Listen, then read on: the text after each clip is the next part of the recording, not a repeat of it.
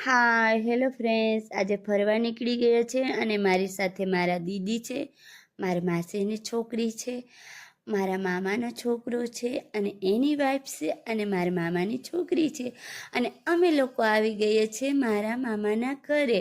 તો મામાના ઘરે આવીને જોયું તો મામા બેઠા હતા, તો અમે લોકો પણ બેસી ગયા અને મામાનો છોકરો ટીવી જોતો હતો.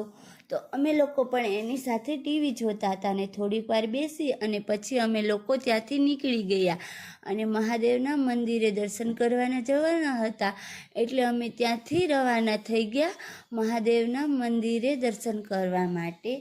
એ હોલિડે કમ તો પછી અહીંયા આવીને જોયું તો અહીંયા કંઈક અલગ જ નજારો જોવા મળ્યો છે. તો અમે પહેલાં નક્કી કર્યું કે પહેલાં અમે લોકો મહાદેવના દર્શન કરી લઈએ અને પછી અહીંયા જોવા આવશું કે અહીંનો નજારો શું છે. એટલે પહેલાં અમે લોકો મહાદેવના મંદિરે દર્શન કરવા માટે આવી ગયા. તો અમે આવીને અહીંયા જોયું તો અમારા જેમ બીજા પણ લોકો આવેલા હતા દર્શન કરવા માટે.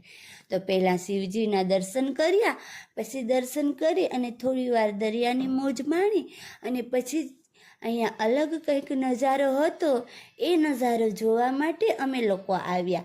તો અહીંયા આવીને અમે જોયું તો અહીંયા તો થોડુંક હજી કામ બાકી હતું, તો અમે થોડુંક ચાલીને ગયા, જોયું અને પછી અમે ત્યાંથી નીકળી ગયા પાછા.